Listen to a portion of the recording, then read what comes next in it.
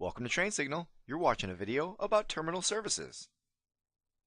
In this video, we'll take a look at exactly what terminal services is, as well as some additional role services that go along with terminal services, including the terminal services gateway, web access, and session broker. Then we'll take a look at what's going on with GlobalMantics, what they're trying to do, and talk about how to solve the situation. Then we're going to go into the operating system and actually install terminal services as well as the additional role services. And then we'll go in and do some configuring. After we've got that all set up, we'll talk a little bit about using something called remote app versus remote desktop. And then we'll go in and configure a remote app version of terminal services. So, first of all, what is terminal services? Well, it says right here, terminal services is really nothing more than an extension of remote desktop services.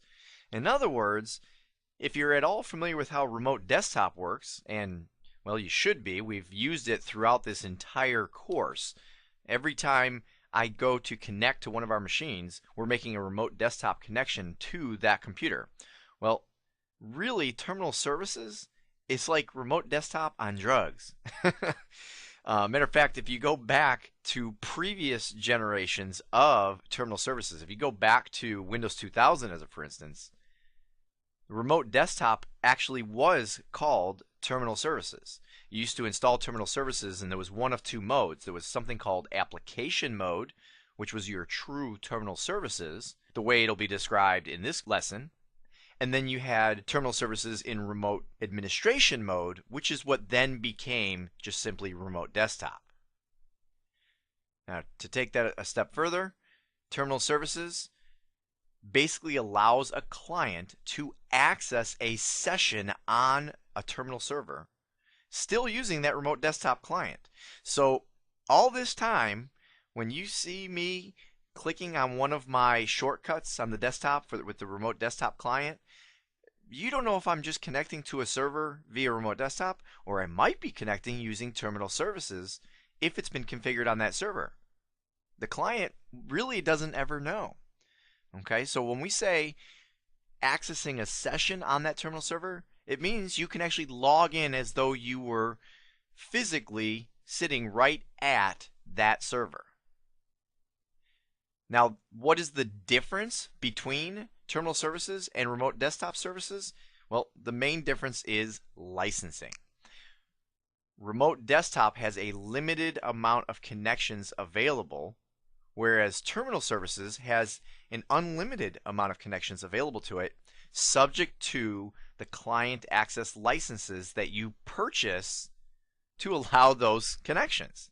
Now, I will tell you that when it comes to purchasing the client access licenses, when it comes to the whole licensing situation, it is very important that you do get together with an authorized licensing specialist.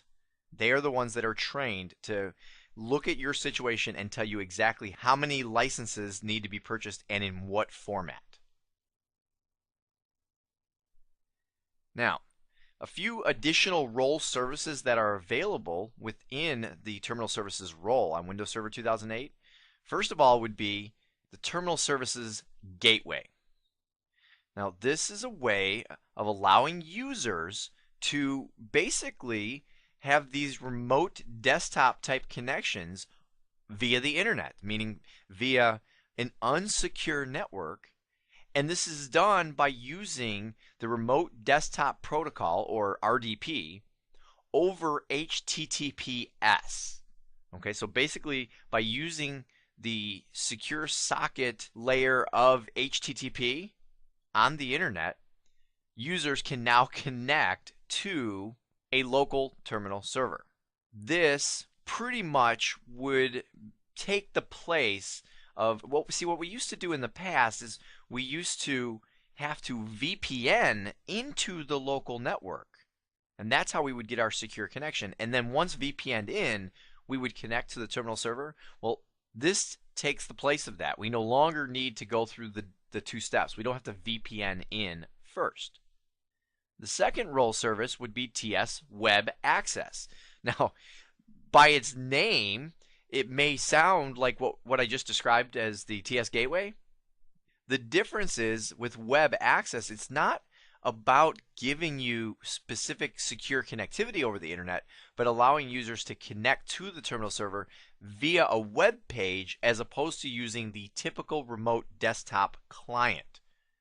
One thing that I should mention is, although I say here instead of the remote desktop client, the remote desktop client still needs to be present on the client because it is still truly used. It's still the remote desktop client that's being used behind the scenes to make the connection, but it allows an interface that might be easier for some users to understand. So we'll take a look at that once we get into the actual operating system. The last one we have here is the TS Session Broker. Now the Session Broker actually has a lot of complexity to it. But to simplify an explanation, it says here that it manages connections to a farm of terminal servers. So if you want to have, or if you need to have, more than one terminal server in order to satisfy the demands within your network, okay, maybe you have too many clients that need to make connections for one server to have enough resources, so you need to add a second terminal server, and then you want the two, or it could be 3 or 4 or 5 or however many terminal servers, you want them all to act as one transparent entity to the client. So it's almost like saying you're creating a cluster of terminal servers, if you're familiar with that term. But a farm of terminal servers can be set up and then is managed by the session broker. The session broker, through load balancing, has the ability to evaluate which terminal server is most readily available, meaning which terminal server has the most available connections, and then send a client to that one terminal server. And through something called DNS round robin, it has the ability to also reconnect a user with the same server that it was previously connected to if it got disconnected. So if you have this farm set up, one of the issues is that a user may connect to a terminal server in the farm. So we'll just say terminal server number 1 in a farm of 5, let's say. And then something unforeseen happens and the client gets disconnected. I mean, there's a lot of things that can happen to where you can get disconnected, but you end up getting disconnected, but you're right in the middle of something. Well, when you get disconnected, this session is still running on the terminal server. So through the session broker, it can take a look, know where you were connected, and then send you back to the original terminal server. All right, so what's going on with Global Mantix these days? Well, it says here that Global Mantix needs to roll out a new line of business application for all of its sales users. The new application has hardware requirements which exceed the current client configuration. So basically what we're saying here is that there's a new application that all the sales users are going to need to have, but their computers, the ones that they currently use, aren't equipped with the resources necessary to run that application. Now, they don't want to upgrade any of the client's computer hardware or software. Okay, and I say or software because you'll see in a little bit here that we do have some clients in the Global Mantix network with Windows XP, and XP is not going to give you full functionality when connecting to a terminal server running on Windows Server 2008, by default anyway. We'll take a look at that. Users must be able to use the application while connecting from anywhere in the world. So because they're sales users, they won't necessarily always be in the local office. They're out traveling and they're going to need to be able to have access to this application. And the solution must provide for complete SPF protection. You know what SPF protection is, right? That's right. It's sun protection factor. Right? You know, to help keep you from being burnt by the sun out on a hot summer day. No, in this case, SPF stands for single point of failure. So we need to make sure that this application is always available even in the event that there is a failure within, well, I don't know, maybe a terminal server. So anyway, what are we going to do about this? Well, we are going to go ahead and deploy 2 terminal servers. Okay, so I guess the first thing would be to make the decision to use a terminal server. Why are we going to do this? Well, because we don't want to upgrade the client hardware or software, so we're going to go ahead and roll out a terminal server. But we can't have one because we have to avoid single point of failure. So we're going to go ahead and deploy 2 terminal servers. Now, access to these servers will be managed with the Terminal Services Session Broker. Now, we will use the Terminal Services Gateway as well as web access to provide access from outside the local network. And then the Remote Desktop Client 6.1 will need to be installed on any Windows XP clients to allow full-featured connectivity. Okay, and this should satisfy all the needs in the Global Mantix environment. So, how about we get in there and get this done? What we're going to do is we're going to go ahead and install the Terminal Services role on the 2 servers. We're going to install TS Gateway, Web Access, and Session Broker on, well, at least one of those servers. We'll then go in and configure session rules for these terminal servers, as well as configuring the terminal servers to participate in the farm. And then we're going to wrap things up by talking a little bit about remote app versus remote desktop, and then we're going to deploy an application using remote app to see how that all works. All right, well, let's go take a look now. Now, for this demonstration, we are going to go ahead and use Chicago DC1 and Chicago MEM1 as our 2 terminal servers. Now, there's a couple things I want to point out. One, we're doing this in Chicago because, as we know from previous videos, the sales department is primarily in Chicago. The second thing is, generally, you would not be putting a terminal server on your domain controller. I mean, especially for this scenario, right? We're about to deploy a line of business application. Well, generally, you're not going to want that kind of thing and those kind of resources to be tied up on a domain controller. It just doesn't make sense. The reason I'm going to do it here is specifically because there is an extra step involved with making terminal services work properly when you do it on a domain controller.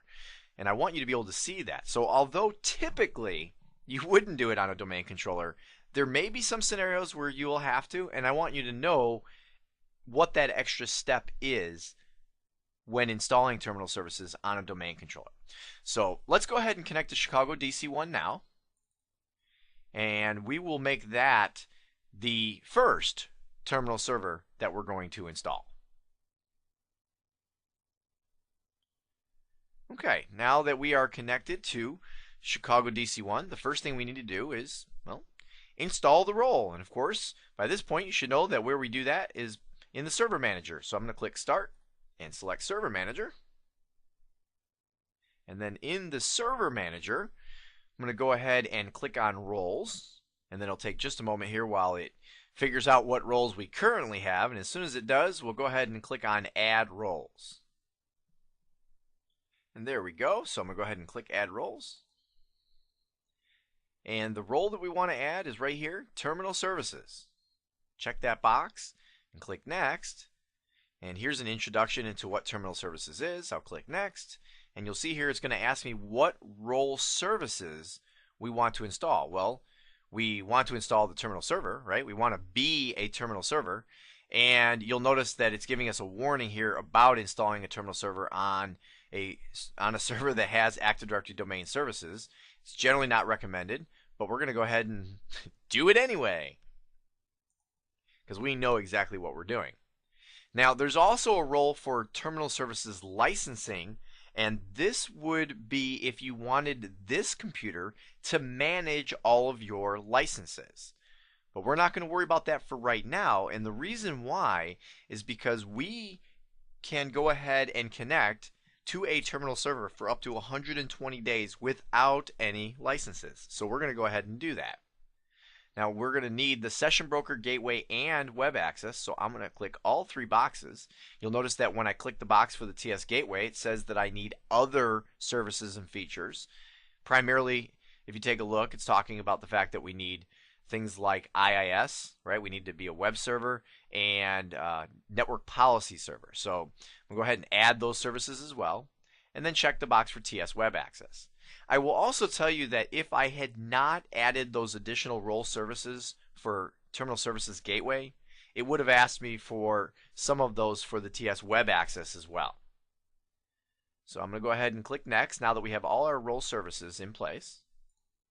You'll notice here it talks about uninstall and reinstall applications for compatibility. It's recommended that you install the terminal server before installing any applications that you want available to the users. And basically what it comes down to is when a program is installed on a server that's not running terminal services, it's not really equipped to serve multiple sessions and multiple users within those sessions. Whereas once a computer does have the terminal server role, the application installation will automatically say, hey, this is a terminal server, so I should equip myself to handle all these different sessions. So it's generally a good idea to install terminal server first, which is what we're doing here, by the way. We're going to install terminal server and then I'm going to install the applications. But if the application was already installed, there's either modifications that could had to be made to that program, or you might have to go ahead and uninstall it and reinstall it anyway. So I'm going to go ahead and click on Next. Here is where you get to choose whether you want to require network level authentication or not. And basically what it comes down to is do you want to support previous versions of Windows as well as previous versions of Remote Desktop. Now, even though we're going to go ahead and upgrade the Remote Desktop connection client on any Windows XP clients, I'm going to go ahead and, since we know we have Windows XP clients, I'm going to recommend that we do not require network level authentication at first, but then we can come back and do this later once we know that all of our clients definitely can meet the requirements. I'm going to go ahead and click on Next. Here it wants to know about the licensing mode. And like I mentioned earlier, you want to talk to an authorized licensing specialist who can tell you exactly how, not only how many you need, but what mode you want to be in. Do you want to be per device or per user? And there are stipulations that come with each. But in this case, we're going to configure later because we have up to 120 days before it's going to bother us with this. I'm going to go ahead and click on Next. Here we need to select groups that are going to be allowed access to this terminal server. Now you'll notice that here it says these users and groups will be added to the local remote desktop users group. Okay, so what I'm going to do is go ahead and click on Add.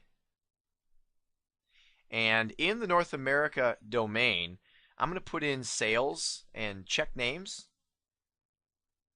And you'll see here, here's the sales users group, of which all of our sales users are a member of. So I'm going to go ahead and click on OK. Now, as I mentioned earlier, there is an extra step that goes beyond just this on a domain controller. So when we're all done with this wizard, I will go ahead and show you what that extra step is. Let me go ahead and click on Next. On this screen, it's asking about installing a certificate for SSL encryption. Now, here's the thing. I could choose an existing certificate if we had one, but this would have to be issued, this would be if I went out to, let's say, VeriSign and went and got a certificate for this server. But this is something that is required if you're going to use the Terminal Services Gateway. Matter of fact, if you look down here, it says, this option is recommended for small-scale deployments or test scenarios only. After installing TS Gateway, you must manually install the certificate on clients that communicate with this server. And that's because with a self-signed certificate, the clients aren't going to already trust the signer of the certificate. In other words, if we went out to a third party, a trusted third party like VeriSign, well then all of the client computers would already be pre-configured to know about these trusted third parties, whereas in this case there's no way for them to be pre-configured, so you'd have to install it manually. We could also choose to do this later, But then you'll notice right here it says for TS Gateway to function, you have to have a valid certificate. So we'll go ahead and create a self-signed certificate for SSL and click Next. Now this screen talks about creating authorization policies for the Terminal Services Gateway. And if you just kind of look at what it says right on the screen, a Terminal Services Connection Authorization Policy, okay, or TS CAP as it's sometimes referred to, allows you to specify the users who can connect to this gateway server. If you used a Terminal Services Resource Authorization Policy, and I will tell you the only words that change, only one word changes there. You have connection up here and you have resource here, which of course makes this TS wrap, right? You got TS CAP and TS wrap. And I will tell you, you're going to want to know the differences between them. TS CAP again was for specifying the users who can connect, whereas TS wrap allows you to configure a mapping between user groups and the computers that they can connect through. So if you want to control which terminal server, aka a resource, which terminal server that certain users and groups are going to need to be connected through, that would be done via TS wrap. And then it goes on to basically say that you can use this wizard to go ahead and create both authorization policies. And until you create both a TS CAP and a TS wrap, users aren't going to be able to connect to network resources through the TS gateway server. So we'll go ahead and click now. We want to go ahead and create these policies right now because it's going to be a requirement. We're setting up a TS gateway.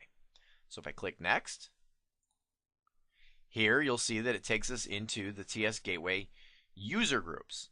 It says here add the groups that will be associated with both TS CAP and wrap. Okay, and well, because we know this is for our sales users, once again, I'm going to click add, and then I'm going to put in sales, just click check names, and you'll see here we get the sales users. Click OK. If I click next, here it talks about how we have to create a TS CAP to allow users to connect to this gateway server. Only members of user groups that you select will be allowed to connect. So what are we going to do? We're going to create a name for the TS CAP. Well, I'm not real worried about the name right now, so we'll just leave the default, just saying, look, I have to do this, and we're only doing this for the one group, so let's just kind of make it happen. So we'll leave the name alone. It says you must then specify at least one supported Windows authentication method, and there's nothing really that we've talked about as far as smart cards, and GlobalMatix is not equipped with smart cards yet, so we're going to go ahead and just leave it with password protection. Go ahead and click next. Now we have to go ahead and come up with a name for TS wrap. Well, we'll take the default again, TS wrap 1, no big deal there. So it says here specify which computers are accessible through this TS wrap. Well, the choices are here allow users to connect only to computers in the following group, or you could say go ahead and allow users to connect to any computer on the network. Okay, and here it talks about this means they can get to any computer that's accessible via remote desktop. It's your choice. You could go ahead and limit this right down to a specific group of computers. Okay, and if I click browse, I can go ahead and add specific computers in. Or I can go ahead and say any computer on the network, which is what we're going to do in this instance, because we don't have any specific limitations that we need to have here. I'm going to go ahead and click on next. Now it talks about the network policy and access services. Okay, remember that was something that had to be done as part of installing the Terminal Services Gateway role service. If I go on, it asks me, it's pretty much asking me, hey, what role services do you want to have? And I'm just going to take the default because we're not real worried about any of these extras right now. We just know that we need the network policy server as a requirement. So I'll click next, and then again here comes web server, IIS, role services. Again, I will just take the defaults. It's all been configured for me. There's nothing special I have to do. I'll go ahead and click on next. Here I get my confirmation screen where you'll see that there is an awful lot that we're doing here. Okay, but I want to point out a couple things. One, here's the little warning that I might need to reinstall any existing applications. No big deal there. We knew that that was the case, and I have not installed the application yet. If I go down here, you'll notice under the session broker, It talks about additional configuration that's going to happen. You're going to have to add computer accounts for the terminal servers in the farm. So in other words, we're going to have to say what terminal servers are going to be part of the farm. And then we're going to have to actually configure the session broker settings on each server in the farm, as well as some additional information. So let me go ahead and click install. And as you could imagine, since there are a number of things that are being installed right now, this is going to take a little while. So I'm going to go ahead and pause the video, and I will come back as soon as this is all complete. Okay, well, as you can see, all of our roles have finished installing, but this is kind of an alarming page, isn't it?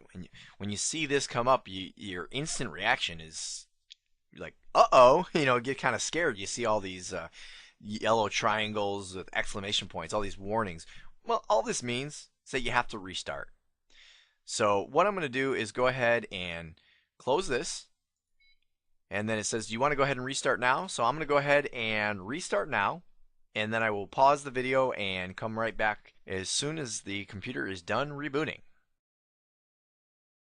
Okay, the computer has rebooted, so let's go ahead and reconnect to it.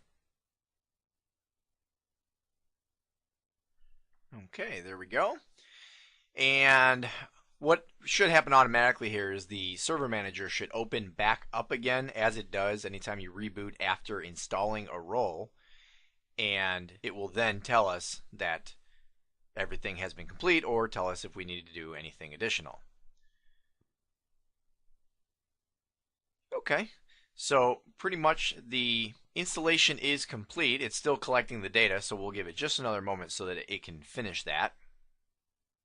Which, by the way, I will tell you on a side note, it's always a good idea after installing a role and then having to, there's not many that require a reboot, but for the ones that do, it's really a good idea to go ahead and let this process finish before you try going forward and doing anything, because I can tell you from personal experience, I've been impatient and then just went ahead and said, all right, blah, blah, blah, don't need to do that. Just go ahead and start doing the next thing I want to do. And then I end up causing a conflict of some kind. So as you can see here, it's now resuming the configuration, which will take just another brief moment. And then it should tell us that the installation is complete.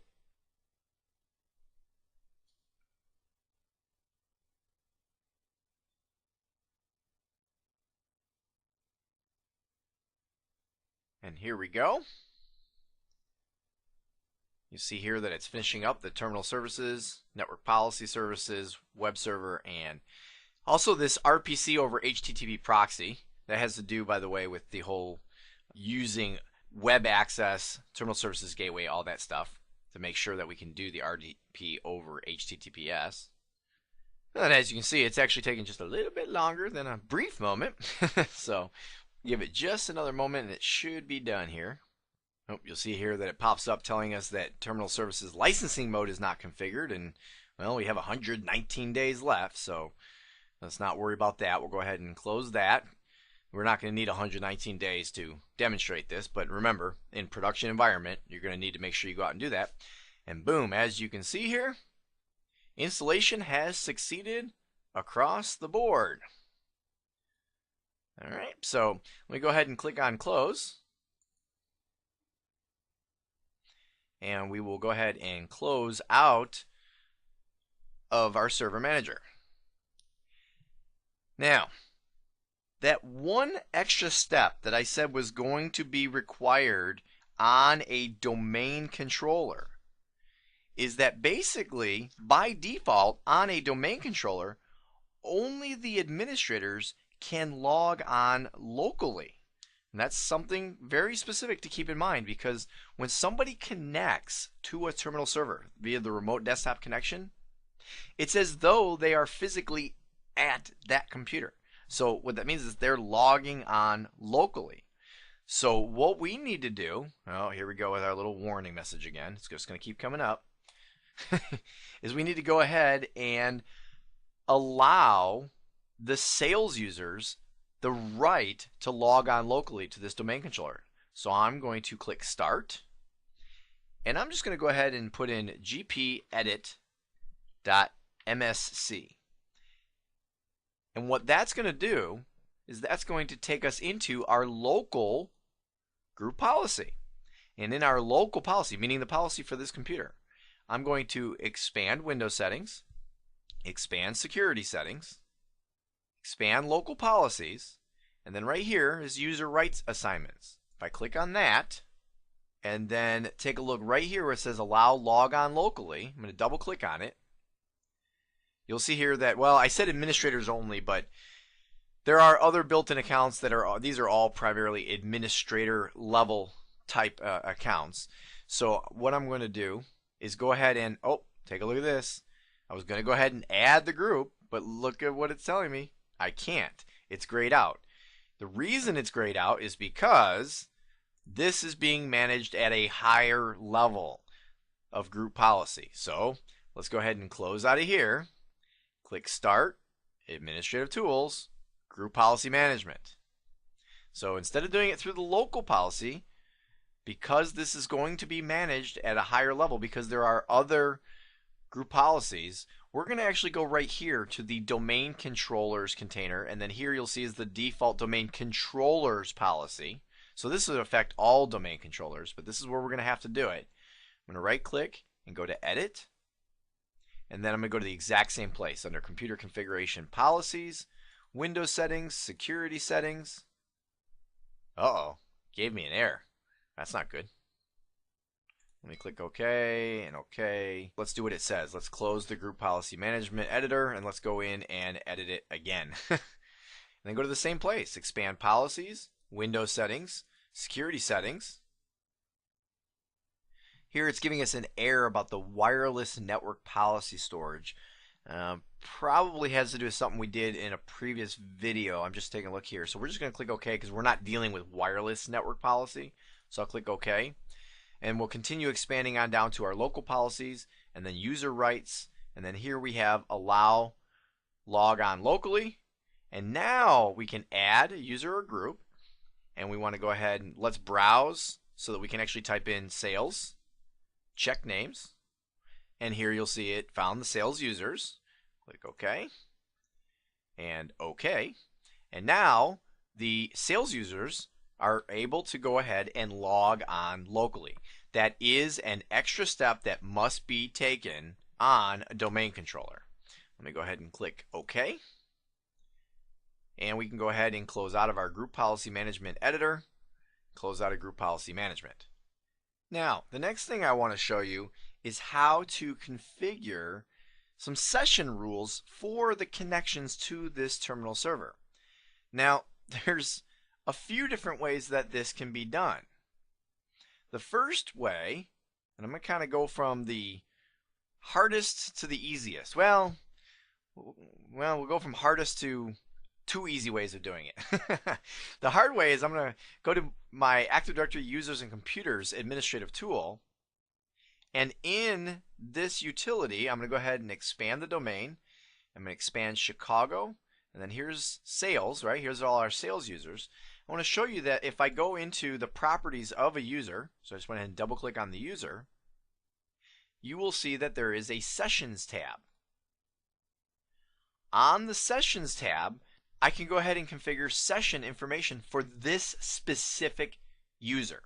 So what this is pretty much saying is I can end a disconnected section after a certain amount of time. And what this means is if somebody were to disconnect as opposed to logging out of a session, well, then the session continues to run.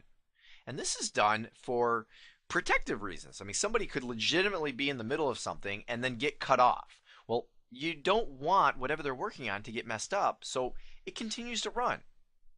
But you may want to go ahead and set up this particular feature so that if somebody was to intentionally disconnect from a session, right, they didn't log off, they disconnected, but they're actually completely done, well, after a certain amount of time, you might want to go ahead and end it because you're tying up resources that others might need. Now, a couple other settings is you can put a limit on the total session time, meaning the active session limit means, hey, look, when you connect, you're going to get X amount of time, and then that's it. Now, this would typically be done if you had a scenario where, let's say, your terminal server could only handle 20 connections, but you had 100 people who might want to connect. Well, you might want to go ahead and say, hey, look, since there are 5 times as many people who want to connect or need to connect as the server can handle, you're all going to have to take turns. Therefore, you each only get X amount of time. This next one is the idle session limit, and this has to do with disconnecting after the session has gone idle, right? Maybe somebody has connected and then they go to lunch, or maybe they go home for the day and they don't log out of the session. They don't even disconnect from the session. Well, you might want to say, hey, look, if it sits idle, they're done. Let's get them out of there. Okay, and go ahead and put a limit on how long it would sit idle before that happens. Now, when these session limits are reached, what do you want to do? Do you want to disconnect the user from the session, or do you want to end the session, meaning truly log them out? And here is what I recommend. I recommend that you, if you're going to set these limits, at the end of that limit, disconnect them from the session, especially that idle session limit. Disconnect them after a certain amount of time. So let's say if they go idle for 15 minutes, we can disconnect them from the session. And then up here we can say, hey, if another 15 minutes goes by, now let's log it out altogether. Now let's end it. See, because what that does is sometimes somebody might be in a session and then the phone rings and they get on a phone call and they're distracted, so they're not doing anything on the computer. But when this idle session limit hits and they get disconnected, well, their computer screen is going to change. They may recognize that and say, whoa, wait a minute, I was in the middle of something. And then they will go ahead and reconnect. And as long as they do so within the second 15 minutes, they won't lose what they were doing. Only if the entire half hour goes by would they actually get logged out and potentially lose whatever it is they're doing. And again, there is no rule about 15 minutes. Those were just hypotheticals that I threw in there. Now, speaking of reconnection, that's the last setting down here.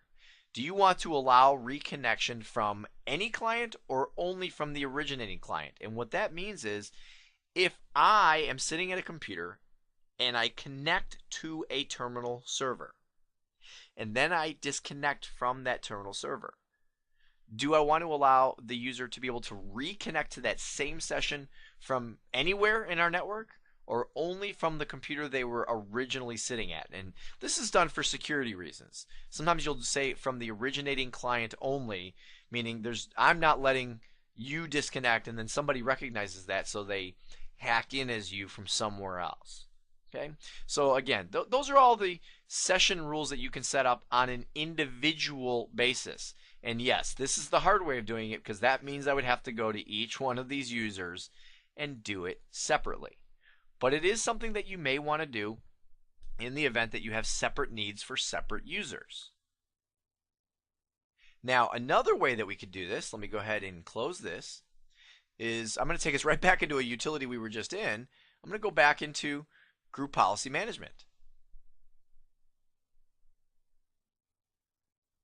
In here, we can, and I'm not going to do the default domain controllers policy, but I'm just going to go up here to the default domain policy. And again, we would want to set up specific group policies for this. I'm just going to choose this one so we can look at a group policy. I'm going to go in and edit it because I want to show you that there's a couple things we can do in here. One, under user configuration, I can go to policies, administrative templates, Windows components, and then down here you'll see there's terminal services. And let me actually move this over just a little bit so that we can see what we're looking at. Here we have the terminal server, so I'll expand that. And then here we have session time limits. And this is, let me go to standard so we lose this left column here. There we go. We can set a time limit for disconnected sessions, active by idle sessions, active sessions altogether, terminate sessions when time limits are reached, and set time limit for log off of remote app sessions, which actually we'll talk about remote app in a little bit. But the point is that if we have different needs for different users, rather than going to each user individually, we could use group policy to control different groups of users with regards to the session limits. Now let me go ahead and close back out of here, not out of the group policy editor altogether, but now under computer configuration. If I expand policies, expand administrative templates, expand Windows components, scroll down just a little bit, expand terminal services, and then we have terminal server. Again, you'll see here that we have the session time limits. Go to standard here, make it easier to see. This would be done if we wanted to go ahead and manage these properties on the server itself, on the terminal server. So this would be done for a group policy that's affecting the actual terminal servers as opposed to users connecting to the terminal server. Okay, so I just want to show you that these things can also be controlled through group policy. So that's another one of the easier ways of doing this. Now let me go ahead and close this. And actually we can close out of group policy management altogether, because what I'd now like to show you is I'm going to click on Start, Administrative Tools, and then up here you'll see there's actually a folder for terminal services which expands into a number of other things to choose from. And here I'm going to go into Terminal Services Configuration. In here, what I can do is I can right click on this RDP-TCP. So if I right click and go to Properties, you will see here that again there is a Sessions tab, and now in this case we have a checkbox to choose whether we want to override the user settings. So regardless of what the user may be set up for, we can say, hey, you know what? If you're going to connect to me, if you're going to connect to this terminal server, these are my session rules, and you're going to abide by them. Now, one other thing that I want to show you, as long as we're in this particular property window, is right here where it's under the Network Adapter tab. Remember how I mentioned you may have a terminal server that can only support 20 connections? Well, this is where you can put that in. Basically, what you're doing is you need to take a look at the resources that are available, and then go ahead and based upon that determine how many connections, and actually I shouldn't just say resources available along with, well, what is it that users will be doing when they're connected, okay, and how that relates against the resources that are available. Determine how many of those connections you can handle, and then you can enforce that right here. Okay, so that's how you can control the sessions to your terminal server. Now the next thing I'd like to show you, if I scroll down just a little bit here, is you'll notice that here it says TS Session Broker, right? That's the one thing we haven't really configured yet. Actually, before I configure that, let me just mention the Terminal Services Gateway we configured as part of installing the role service, right? While we were installing the role service, we had to go through and set up our TS cap and our TS wrap and all that stuff. TS Web Access, it didn't ask us to configure. Well, that's because there's nothing really to configure. It does it all for you. All TS Web Access does is basically create the virtual directory in the default website on this particular computer. When we go to that client to make a connection to this terminal server, I'll show you that there is a URL already in place to make that connection. So the one thing that we still haven't really configured is the TS Session Broker. Now this is very interesting because this right here is actually a selectable item, even though it doesn't really look like it. See, if I click on it, it highlights, but to be more specific, I can either double click or I can right click and go to Properties, and then here what we could do is go ahead and say join a farm in the TS Session Broker. And then here we need to go ahead and put in the name of the server or the IP address of the TS Session Broker. Now, this specific terminal server is the Session Broker, so I'm going to go ahead and put in Chicago DC1 2K8, right? And then we need to give the farm a name. So how about we call it, we'll call it sales underscore TS underscore farm, right? So it's the sales terminal server farm. That's a good name, right? Now we can choose here whether we want to participate in Session Broker load balancing. Remember I talked about the load balancing and keeping track of if the terminal server is available, or I shouldn't say if it's available, but which terminal server is most readily available. And I'll tell you what, right here it says relative weight of this server in the farm. This is just a number, okay? It's a relative number to any other servers which are participating in the farm. When we set up our second terminal server, or third, or fourth, or fifth, if those terminal servers have identical resources and should be treated as equals, well, then you want to put in the same number. If we're going to have multiple terminal servers and they're not equal when it comes to available resources, if maybe one server is twice the capacity of another server, well, then you want to put in twice the number in this relative weight. Here they're talking about using IP address redirection, which is how you want to do it. Basically what this comes down to is redirecting via the IP address as opposed to doing everything directly within the session broker. It has a lot to do with network load balancing as a whole. So we're just going to go ahead and leave that. We don't need to worry about that for right now. And then we need to select the IP addresses that we're going to use for reconnection. So we'll go ahead and check the box for the, you'll notice here, the one IP address. If we had more than one, then we would check the box that we want to be recognized as and click OK. Now you'll see here it says configuration changes have been made to the system registry. However, the user session now active will not be changed. All that really means is somebody who's already connected, they're not going to be affected. Well, nobody's connected yet. We're just getting things set up right now. So I'll click OK. And I will tell you that there is one other step that is not obvious, right? I mean, basically when we went into the properties here, this is the obvious stuff, right? We have all these check boxes to go through. The not so obvious step is to go ahead and go to DNS. So I'm going to click on Start, Administrative Tools, DNS. And then in here, in the forward lookup zone for NorthAmerica.globalmantics.com, what we need to do is create a host record for the farm name. So I'm going to right click and say New Host. And then the host name is going to be sales_ts_farm.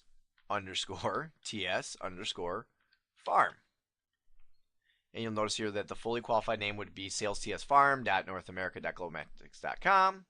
And the IP address that we're going to go ahead and associate with it will be 192.168.10.205, because that is the IP address of that host. And then we could go ahead and also create the reverse lookup record to match with that. So let's click Add Host. It says that the reverse lookup record can't be created, and I'm going to guess, let me click OK, and done. Yeah, it's because we don't have a reverse lookup zone. So that's no real big deal. We don't need the reverse lookup zone. If it was there, I typically, out of habit, go ahead and create it. To create the record, I should say, that matches to this. But we don't need reverse lookup for what we're doing right now. So here you can see that the sales TS farm is pointing to 192.168.10.205. Now, the next thing that we need to do is go ahead and add another host record for any other terminal servers that participate in this farm. And here we have Chicago Mem1, which is going to be our other terminal server. And you can see it's 10.236. So I'm going to right click, New A record. Once again, we're going to go ahead and put in sales_ts_farm, right? It's the same name. So we're creating a second record with a different IP address of the other terminal server or terminal servers in this farm.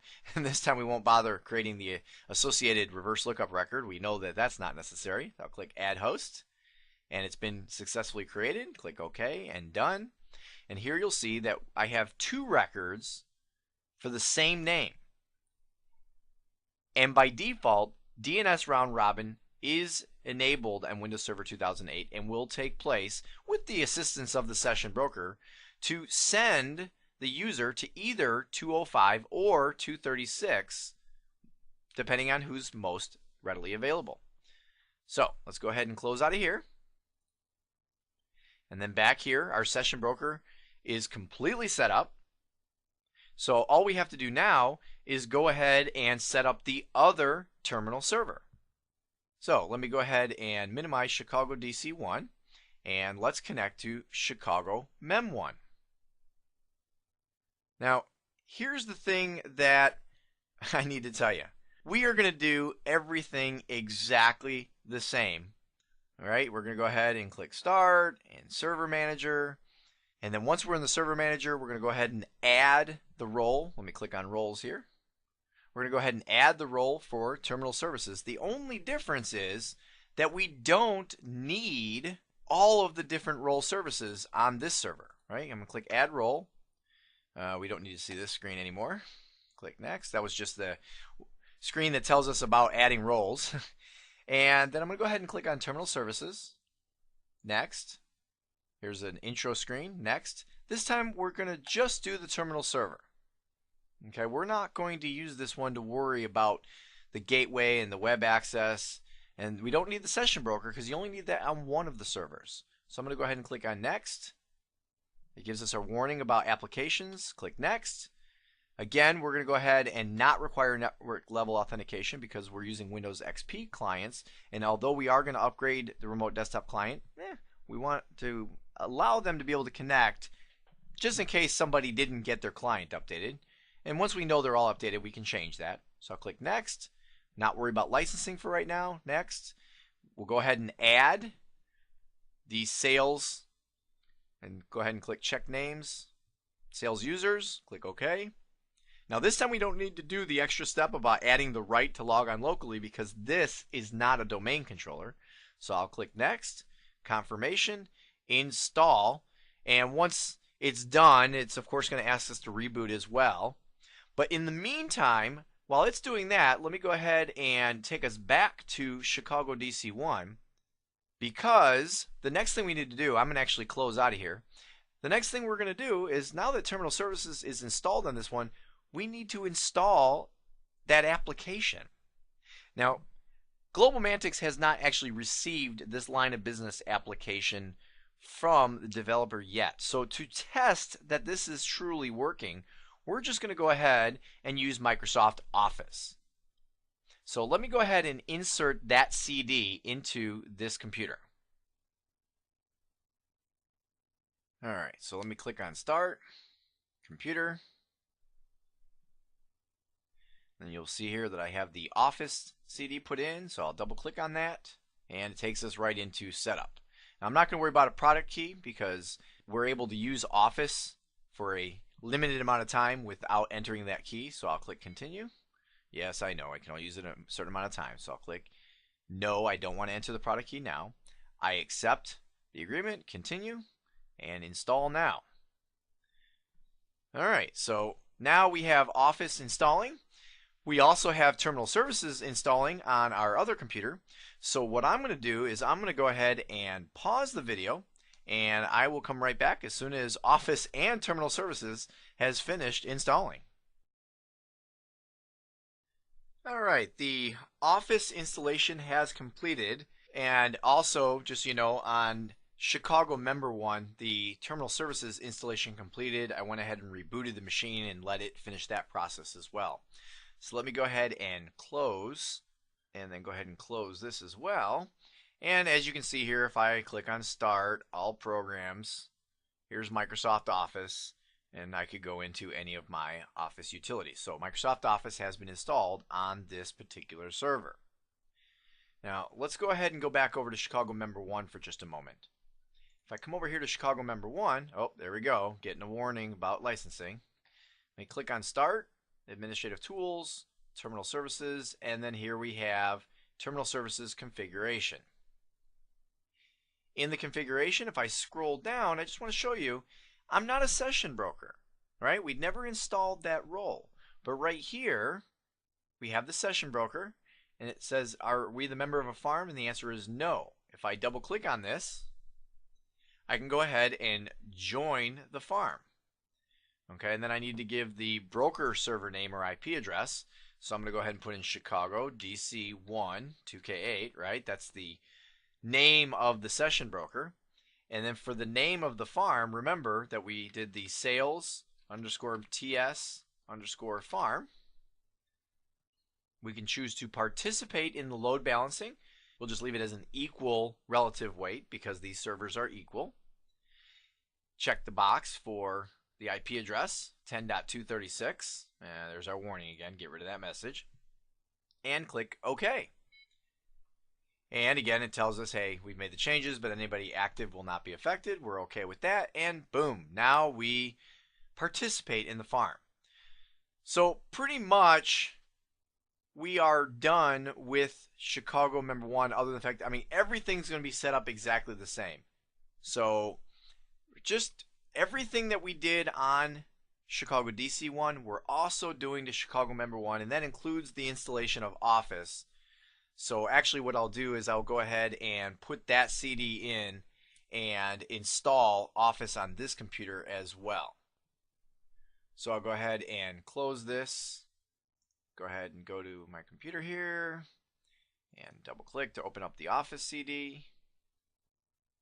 And then go ahead and just kind of click through all of this to go ahead and get Office installed just like we did before. There we go. And while we let that install, just go ahead and go away from that. And what I actually want to do now is I want to take us over to Chicago XP1. Now, I'm not going to do it via remote desktop connection. This is here so that I could go ahead and connect to Chicago XP1 remotely from this particular computer that I've been pretty much recording everything on here. But this is another one of those instances where we have to actually go to the Chicago XP1 computer directly, because it's kind of a challenge to make a remote desktop connection to a computer who's going to then make a remote desktop connection to a terminal server. So let me go ahead and take us over to Chicago XP1 now. Okay, so here we are over on Chicago XP1. So let me go ahead and log in. Just take a moment here. Yeah, we don't need to take a tour of Windows XP. Thank you very much. Okay. So anyway, on Chicago XP1, well, there's a couple things I want to show you. One thing is that I want to just show you making a connection. Now, this is done, as I mentioned before, through the remote desktop connection, and it's really no different than anything we've done before. If I click Start, All Programs, Accessories, Communications, Remote Desktop Connection, here I'll have the opportunity to go ahead and connect with, and check this one out, sales underscore TS underscore farm. Now, that's not the name of an actual server, is it? No, it's the name of the farm. So it'll take us whichever server's more readily available. So I'll click connect. And then you'll see here it connects to the farm, right? Up here it's connecting to the farm. And, well, it looks like the Chicago member 1 server is the one we're connecting to, and the administrator is already logged in. But we don't want to log in as the administrator. We want to log in as one of those sales users. So I'm going to click Other User, and then I'm going to put in NA for North America / A Bowers, because that is one of the sales users. I know, I cheated. I actually jotted that down back when we were looking at the list of sales users. Enter in that user's password. And now I'm logging in as one of the sales users remotely. So picture this. Right now I am on Chicago XP1. I'm on a client computer, right? I'm on A. Bauer's local client computer. But what I did was I went ahead and said, hey, the sales terminal server farm is what I want to connect to, because I want to have this ability to access this application that's installed out on those servers. And so now you'll notice that even though, let me minimize this, even though I'm actually on Windows XP, here now it looks like I'm connected to Windows Server 2008. And sure enough, now I don't know if it's done installing, but let's find out. If I click Start, All Programs, look at, there it is, Microsoft Office. And I could go ahead and click on Office Word, and if it's completed, and I think it has, looks like it, I now have Microsoft Word. Now that's the equivalent of that application that we're going to have, that GlobalMatics needed to have. Okay, so it's all working. I'm going to go ahead and close this. Oh, it wants me to enter my product key. No, not going to do that. No, I don't want to enter it now. Don't need all this extra fun stuff. Blah, blah, blah. Next. No, I don't want to do any of this. Finish. Okay, there we go. Go ahead and close it. So I just wanted to show you that now a regular user out on a regular client has the ability to go ahead and connect to whatever terminal server in the farm is available and have access to the programs on that server. Now, one other thing I want to point out is the difference between logging off and disconnecting. If I just click this X right here, that would be disconnecting. And matter of fact, if I click it, you'll notice it says this will disconnect. The programs will continue to run, but you can reconnect back in. You want your users to be in the habit of not disconnecting, but logging off when they're done. So if I click Start and then log off, now I'm truly closing out of the session altogether. So let me go ahead and real quick, let me pop back over to Chicago Member 1 to verify that that Office installation did complete. All right, if I come down here, Chicago Member 1, yep, it's complete. So I'll close that and close this. All right, just wanted to check on that. So we'll go ahead and let's go back over to Chicago XP1. The reason I wanted to come back over here to Chicago XP1 is because there is one more thing we need to do on the client that we haven't done yet. And that is, see, right now we're using an older version of the remote desktop connection utility, and that is going to limit some of the capabilities. And it's definitely going to limit security, right? Because we can't do network level authentication. So let me go to Internet Explorer. I'll click Start, Internet Explorer. And you'll see here that I actually have a favorite that I've already saved. Here's for RDC 6.1. I'll tell you what, I found this by doing nothing more than Google searching RDC 6.1. Okay, and this will take us to the download. It's a free download from Microsoft for the remote desktop connection utility version 6.1, which will give us the added security and the updated feature set. Now, one thing I need to point out before we do this is that right here it tells you you must have at least XP Service Pack 2. So just to check real fast, if I click Start, right-click My Computer, Properties, you'll see here it tells me I'm running XP with Service Pack 2. So I'm okay as far as that goes. So I'm going to go ahead and click Download. And I'm going to go ahead and actually just click Run. Now, typically, you might want to go ahead and save it and then run it later, but I'm just going to go ahead and click Run. You'll see that it's very small. It's only 1.6 meg. Downloads very quickly. Click Run. And it's going to go through and it's going to do the installation of this particular utility. So I'll go ahead and click Next. I agree. Next. And it's going to go through and update the system. Now, in the meantime, let me go ahead and close the web page in the background. We don't need that anymore. This is going to go through and it's going to install the new remote desktop connection utility. And again, this is optional. This is basically two things I can tell you. One, you only need it if you're running XP. If you're running Vista, you're fine. But secondly, even if you're running XP, as I just showed you, everything will work fine, but with the limited security and limited feature set. So it's just an option if you want to have that increased security and option set. So I'm going to go ahead and click Finish, and it's done.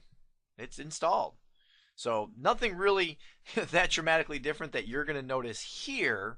I just wanted to point out that you indeed may want to install it, and there are some things that'll go on in the background that the user never really needs to be aware of. Now, the one last thing I want to show you is I'm actually going to take us back into Internet Explorer here, because the one last thing I want to show you is that we can also connect to a terminal server using web access or using the web browser. Now, we only installed web access on Chicago DC1. So what I'm going to do is I'm going to go ahead and put in http:// and I'm going to put in Chicago DC1 2k8.na.globomantics.com. Okay, that's the full URL. Well, actually, that's the full DNS name. And then with a /TS, which would be the virtual directory, now gives us the full URL. Let me hit enter. to connect us to that terminal server. So what I'm going to do is go ahead and put in a Bowers and the password. Oh, you know what? Left out one piece here. Gotta always mention the domain name. And then, oh, we can actually ignore some of this. Let me go ahead and close this. No, we don't worry about phishing right now. These are just added security things right now. Here you'll see that it does require an ActiveX control. It's not installed or not enabled. So right here, I'm going to go ahead and right click and say run ActiveX control. Go ahead and run it. Close that. And you'll see here that I have a choice between remote app programs, which we haven't gotten into yet, or remote desktop. If I click on remote desktop, let's not worry about the information bar. You'll notice it wants an ActiveX control. So let's go ahead and run that ActiveX control. This really is something that only has to be done initially just to get the clients ready. But basically, I can go ahead now and say I want to connect to, and in this case, I don't have to say specifically Chicago DC1. See, Chicago DC1 was where I was getting the web access. I'm going to go ahead and say that I want to connect to the sales _ TS _ farm.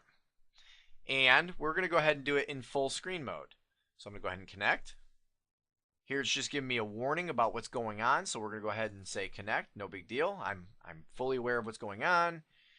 And here you'll noticing that there's issues about the certificate. Now you remember way back quite a while ago, I had mentioned about a self-signed certificate and how this will be an issue.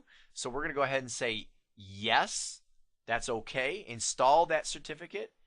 And now you'll notice that everything else is exactly the same as when we did it through the remote desktop connection. So as far as TS web access, it's really nothing more than just kind of almost a personal preference. If you want users to be able to go ahead and connect via a URL as opposed to connecting via a remote desktop connection through the RDC utility. It really doesn't matter, whatever you want to do. So let me go ahead and close out of here. And now the last thing I need to do is show you how to work with a remote app as opposed to remote desktop. So for that, let me go ahead and go back to our terminal servers. All right, so let's go back over here to Chicago DC1. And what I need to do is go ahead and click on Start, and then go to Administrative Tools. Go up here to the Terminal Services folder, if you want to call it that, that expands out. And now let's go into the Terminal Services Remote App Manager. Here in the TS Remote App Manager, what we want to go ahead and do is over here in the Actions window, we want to go ahead and add a remote app. So I'll click on that, and it takes us into the Remote App Wizard, which this is kind of cool, just so you know. It's all wizard driven, very easy to do. I'm going to go ahead and click on Next.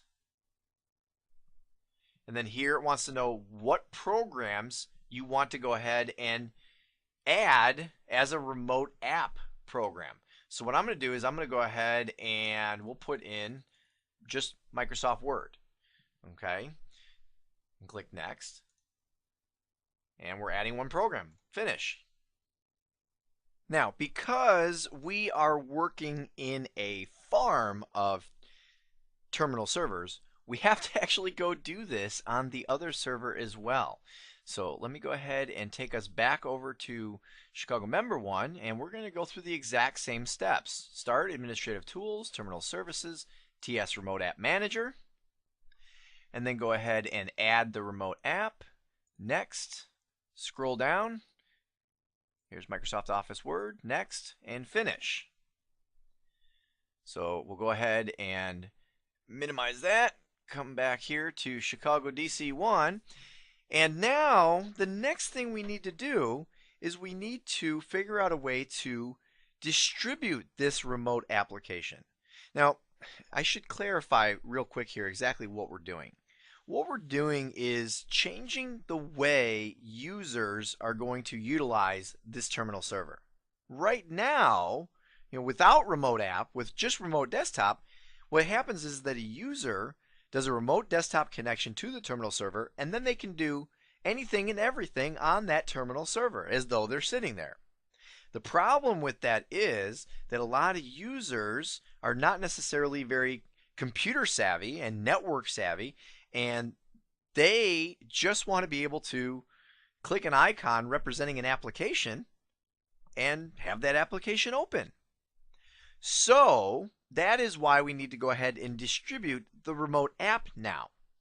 There are three options for distributing this remote app. One would be through TS Web Access. You might recall a few moments ago when we were looking at the web access, there was a tab for remote apps. Now it says here that the TS Web Access Computers group is empty, and so therefore remote programs might be unavailable. Well, actually they're not. What I can tell you is if it turned out that remote app was unavailable, all you'd have to do is go into either computer management on a non-domain controller or into Active Directory users and computers if this was a domain controller, and find the TS Web Access Computers group and go ahead and add computers to that group, and then it would be available. But in this case, it's not an issue. They're already there, and that's pretty much because we already have the gateway set up to allow everything. So we won't worry about that right now. Matter of fact, right here you'll notice there's a check mark saying that all remote app programs are visible in TS Web Access. Okay, so anyway, that's one way, is through TS Web Access. Another way is by creating an RDP file, and this is just a file. Pretty much it's just like a remote desktop connection shortcut that's going to point directly not just to the remote desktop connection but to this application. Or we could create a Windows installer package, which for all intents and purposes is just going to create the RDP file. So what I want to do is create this RDP file. So I'm going to scroll down here. I'm going to highlight Microsoft Office Word, and then over here we're going to create the RDP file. Oh, but wait a minute, before we do this, we have to make this RDP file available to the clients, so I need to put it in a shared folder. So let's create one. So we'll leave this wizard open, but I'm going to go ahead and go over to the computer, go into my C drive, create a new folder, and we'll just call this folder Remote App. And then I'm going to right click and share the folder, and when sharing it we're going to say everyone can read, and click share. And now we've created a shared folder. So I'll click done, close out of there, and now coming back here to our remote app wizard, we can go ahead and click next. And here we need to specify a location where this RDP file is going to be saved. So I'll click browse, scroll down a little bit, and here's the remote app folder. Click OK. So you can see here it's going to put it in the remote app folder. There's one other change I need to make here, and that is the terminal server settings. We don't want to connect specifically to Chicago DC1. We want to connect to Sales TS Farm, right? Because we participate in a farm. That way it'll take us to whichever server is more readily available. We don't need to worry about our gateway settings. We'll automatically detect it, and we don't need to sign this program with a certificate. So next and finish. And now we've created this RDP file, and it's in the remote app folder. That's what it did. It opened up just Explorer here, so we can actually close that. We don't need that open. All right, so now that RDP file has been created and has been shared. So let's go back to our client and see what happens. All right, back here on Chicago XP1, what I'm going to do is I'm going to click Start, Run, and then I'm going to put in / Chicago DC1 2K8 Remote App, because that is the shared folder that we just created.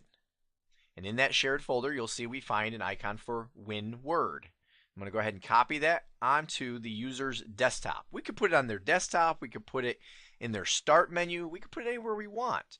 Matter of fact, I'm going to go a step further, and I'm going to even rename this to Microsoft Word. Right? Might be a name that a user would be more familiar with. Then all I have to do is go ahead and double click, and it's not just me, it's the user would go ahead and double click on the icon anytime they want to get to Microsoft Word. So here I need to put in my credentials. So A Bowers, put in the password. Here I'm going to actually say to remember my password. That way I won't be bothered with this anymore. Click OK. And now it takes just a moment the first time. There we go. Look at that. It takes us into Microsoft Word. Oh, it's still bothering us about that product key. Let's just get away from that. So here we're in Microsoft Word. Looks just the same as though I accessed it on my own local computer, but believe it or not, I'm not. If I click on Start, you'll notice all programs, there's no Microsoft Word here.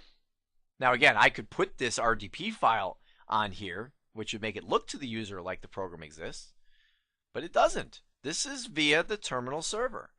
And I also want to show you, let me go ahead and close this. If I double click on this again, because we saved the credentials, it just takes us right into Microsoft Word. Just that simple. Now, to show you the remote app via TS Web, let's go back to Internet Explorer and put in http:// and put in, here we go, Chicago DC1 NA globalmantics.com TS. And of course, we have to put in our credentials. And here you'll notice under Remote App Programs, here we have Microsoft Office Word 2007. And if I click on it, other than the fact that I still get some issues here because we're doing it through the web and there's certificate issues, things like that, I'll hit Connect, put in my credentials, and say remember my password so it doesn't bother me there anymore. Once again, okay, now this error we actually got, I believe, because let me go ahead and close out of here and let me take us back to our terminal server. Okay, this was because of this little warning right here. Okay, so I would have to go ahead and add the computer into that group. And just to show you real fast what we mean by that, this is a domain controller. So in Active Directory, you'll see here that there is, let me go ahead and move this over so it's easier to read. You'll see here, here's the TS Web Access Computers group. We could go ahead and add computers into this group and then that issue goes away. So that is how we can go ahead and use TS Remote App to really make things easy for the users. And this is something that we could then do in this GlobalMantics scenario with that custom line of business application that we are looking to deploy. So we've just tested everything. We've set up everything. We've tested it all using Office. All we have to do now is get the program from the developer and install it, and we're ready to go. Alright, well that pretty much brings us to the end of this video, and at this point you should now know how to install and configure the Terminal Services role. You should also know how to install and configure the TS Gateway, Web Access, and Session Broker role services. You should know how to configure multiple terminal servers to participate in a farm so as to provide SPF protection, right? Not against sunburn, but against single point of failure. And I will tell you, another purpose in participating in a farm also has to do with just performance benefits. You know, if you need more users to connect than a single server can handle, well, there's another reason for having the farm. And you should also now know how to configure Remote App to simplify the process of accessing a terminal server when there's a specific application needed as opposed to complete access to the terminal server. Alright, well, that wraps things up. I'll see you in the next video.